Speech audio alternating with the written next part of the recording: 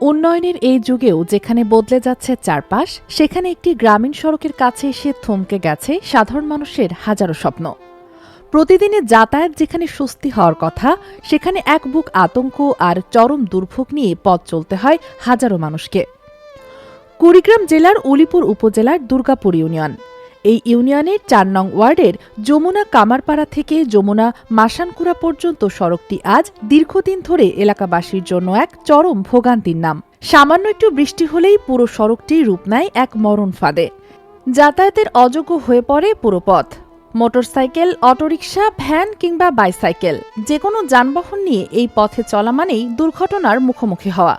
এই দুর্ভোগের সবচেয়ে বড় শিকার কোমলমতি শিক্ষার্থীরা। প্রতিদিন জীবনের ঝুঁকি নিয়ে কাদা পানি মারিয়ে তাদের যেতে হয় বিদ্যালয় ও মাদ্রাসায়। বই, খাতা আর পরনের পোশাক নোংরা করে এক বুক আতঙ্ক নিয়ে তাদের প্রতিনিয়ত চলতে হচ্ছে এই জরাজীর্ণ সড়ক দিয়ে। স্থানীয় বাসিন্দাদের অভিযোগ, যাতায়াতের জন্য সড়কটি অত্যন্ত গুরুত্বপূর্ণ হলেও দীর্ঘদিনের এর কোনো দৃশ্যমান উন্নয়ন হয়নি। মেলা কিন্তু কাজ তো হচ্ছে না। ইউনিয়নের ভাইস চেয়ারম্যান এবং মেম্বার থাকা সত্ত্বেও আমার এই কামারপাড়ার এই রাস্তাটা হাঁটতে পারে না গ্রামবাসী। দুর্গাপুর ইউনিয়নে স্থানীয় বাসিন্দাদের অভিযোগ, যাতায়াতের জন্য সড়কটি অত্যন্ত গুরুত্বপূর্ণ হলেও দীর্ঘদিনের এর কোনো দৃশ্যমান উন্নয়ন হয়নি। দুর্গাপুর ইউনিয়নে চেয়ারম্যান, ভাইস চেয়ারম্যান এবং সংশ্লিষ্ট ওয়ার্ডের ইউপি সদস্য নির্বাচিত হলেও নির্বাচনের পর এই গুরুত্বপূর্ণ সড়কটির উন্নয়নে মেলেনি কোনো কার্যকর উদ্যোগ।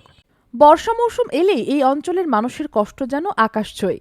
মুমূর্ষু রোগীকে হাসপাতালে নেওয়া, কৃষিপণ্য বাজারে তোলা কিংবা জরুরি প্রয়োজনে যাতায়াত, সবখানেই যেন এক নির্মম স্থবিরতা। আর কতদিন এভাবে দুর্ভোগ সইবে এই অবহেলিত জনপদের মানুষ? যমুনা কামারপাড়া থেকে যমুনা মাসানকুড়া পর্যন্ত এই সড়কটি দ্রুত সংস্কার ও পাকাকরণ এখন সময়ের দাবি। বছরের প্রতিটি দিন যেন এখানকার মানুষ নিরাপদ ও স্বাভাবিকভাবে চলাচল করতে পারে, সেজন্য স্থানীয় প্রতিনিধি এবং সংশ্লিষ্ট ঊর্ধ্বতন কর্তৃপক্ষের জরুরি ও কার্যকর হস্তক্ষেপ কামনা করছেন ভুক্তভোগী এলাকাবাসী। কুড়িগ্রামের উলিপুর থেকে মোহাম্মদ দিদার আহমেদ জীবন, ডেইলি উলিপুর নিউজ।